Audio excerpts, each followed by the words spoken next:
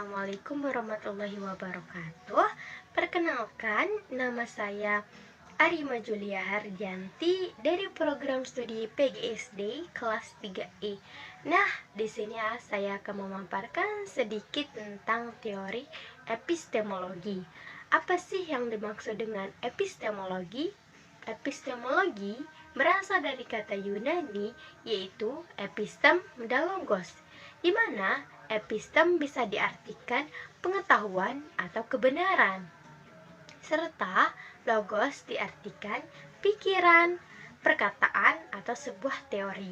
Nah, epistemologi juga secara etimologi dapat diartikan teori pengetahuan yang benar, di mana epistemologi atau teori pengetahuan yaitu cabang filsafat yang berurusan dengan hakikat, ruang lingkup, pengetahuan-pengetahuan atau pengandai-andaian dasar-dasarnya, serta bertanggung jawab atas pertanyaan mengenai pengetahuan yang dimiliki. Nah, di sini kata kuncinya itu epistemologi, yaitu cabang sebuah filsafat atau cabangnya ilmu filsafat. Nah, di sini adapun istilah-istilah lain dari epistemologi atau epistemologi, yaitu 4 istilah, yaitu 1. Logika material, 2. Kriteria logika, 3. Kriteria pengetahuan, 4. Filsafat pengetahuan. Nah, di sini saya akan menjelaskan pengertian keempat dari poin-poin tadi, yaitu yang pertama logika material. Istilah lain dari logika material yaitu logika formal, di mana disebut logika formal yaitu berhubungan dengan masalah kebenaran-kebenaran. Nah, yang kedua yaitu kriteria logika.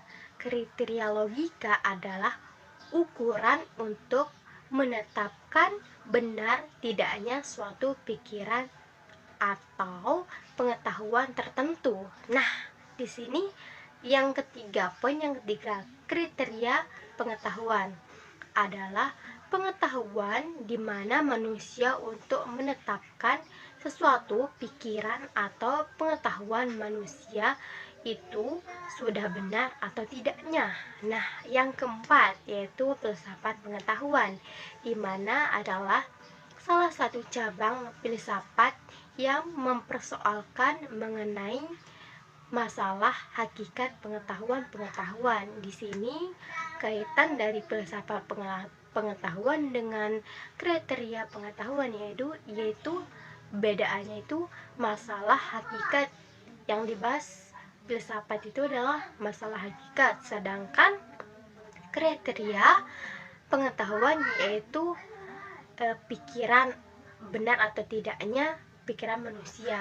Nah, yang ketiga kriteria logika, di mana juga pengetahuan yang tertentu, serta kalau yang pertama logika material, di mana logika material itu yaitu sebuah di mana diambil dari logika formal, yaitu logika formal itu adalah masalah kebenaran. Nah, setelah tadi ada pun cangkupan yang ada dalam pokok-pokok epistemologi, di mana itu cangkupannya itu terjadi pengetahuan. Kenapa sih bisa terjadi pengetahuan? Nah, di sini kita jelaskan ya. Nah, bisa terjadinya pengetahuan adalah masalah yang sangat penting dalam sebuah epistemologi, sebab jawaban yang terhadap terjadi pengetahuan, maka seseorang akan memiliki pendapat masing-masing. Nah, di sini pengetahuan itu mengelola tentang filsafatnya, jawaban yang paling sebenar-benarnya di sini. Nah, di sini adapun terjadinya pengetahuan itu memiliki dua poin, yaitu a priori dan a posteriori. Nah, a priori itu adalah pengetahuan yang terjadi tanpa adanya satu atau adanya atau melalui pengetahuan, pengalaman indera maupun pengetahuan batin. Di sini pengetahuan a priori itu yang dimana dari pengetahuan indera ataupun batin. Nah, sedangkan pengetahuan a priori adalah pengetahuan yang terjadi karena adanya pengalaman-pengalaman sebuah manusia. Nah, sedangkan menurut John Haspert dalam hubungan mengemukakan ada 6 alat untuk memperoleh pengetahuan, yaitu 1. Pengetahuan indera.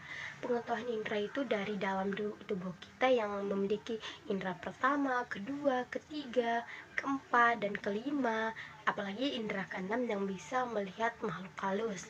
Nah, kedua itu nalar, dimana kita memiliki otak untuk bernalar atau banyak sekali harus referensi-referensi yang kita dapatkan untuk memfilsafatkan sebuah keadaan. Nah, yang ketiga otoritas, dimana otoritas itu kita harus memiliki otoritas untuk bisa adanya sebuah pengetahuan.